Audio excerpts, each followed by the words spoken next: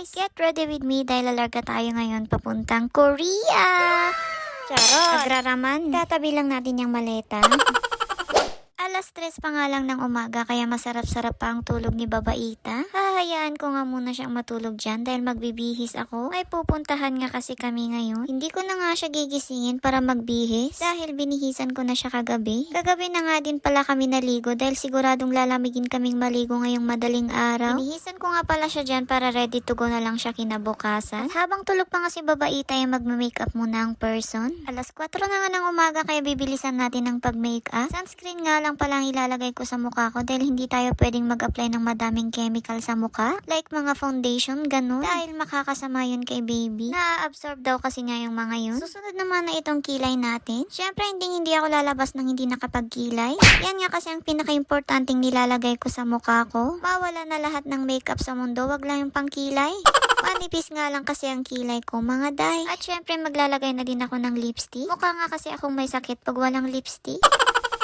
Konting eyeshadow at blush on na din para naman magkakulay yung mukha natin. O, diba? Yan nga pala ang light makeup version ng mukha ko. Wow! Susunod naman na yung ating hairstyle. Wavy hair nga ang bet kong hairstyle ngayon kasi nabuboringan ako sa straight kong buhok. Medyo natagalan nga ako dito sa pagkukulot ng buhok ko. May 30 minutes pa ako para matapos na magbihis.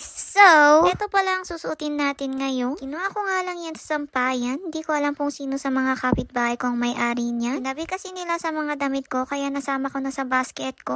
Charot! In-order ko yan sa Shopee. Uy! And susuotin na natin siya in 3, 2, 1. OMG! Okay. At dahil pure white ang ating damit ay syempre magsusuot din tayo ng puting sandal. And transition na naman in 3, 2, 1. Huwag na uy. Baka masira pa. Brand new pa naman yan. Ngayon ko lang masusuot. Pero mukhang di ko rin ata masusuot to ngayon. Kasi mukhang bibigay ata yung heels niya sa bigat ko. Nadagdagan nga kasi ako ng 10 kilo simula nung nagbuntis ako. O diba? Na-outbalance pa nga ako. Sa wakas at natapos na din ako sa pag-OOTD ko. And are you ready to go? Kasi ako ready na kaya arat na. Charot! Alangan naman naiwan ko yung anak ko. Grabe ba?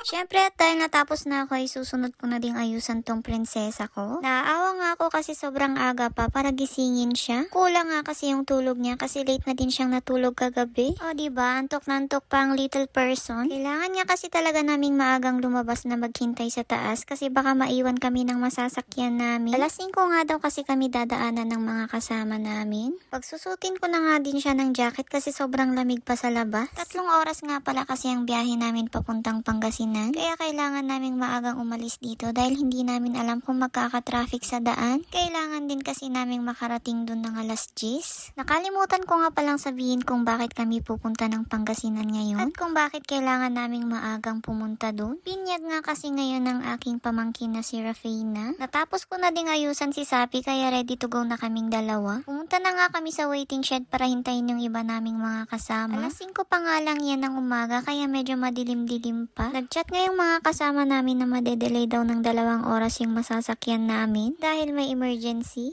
Kaya naman bumalik muna kami ni Sapi sa bahay. Kabalik na namin ay humilata na siya agad dyan at tinuloy yung tulog niya. Iidlip din sana ako saglit dahil 3 oras lang yung tulog ko kagabi. Pero baka mapasarap yung tulog ko at di na ako magising kaya wag na lang. Buti na lang talaga at bumalik kami dito sa bahay. Nakalimutan ko nga kasi itong regalo ko sa pamangkin ko. Mga damit, wipes at konting cash lang yung nalagay ko. At syempre pati na din yung pagmamahal ko. Charis, pero seryoso. Walang-wala yung mga regalo na yan sa pagmamahal ko sa pamangkin ko. Sabi nga ng mama niya kahit wag na daw kaming magbigay ng regalo. Kasi ang importante daw ay nandun kami. O diba? Napaka-cute ng baby girl namin. Alas 7 na nga ng umaga at dumating na yung mga kasama namin. Sumama na nga din pala itong kapatid ko. And for the go na kami sa biyahe. God bless our trip. Update na lang ako sa pupuntahan namin sa susunod na video.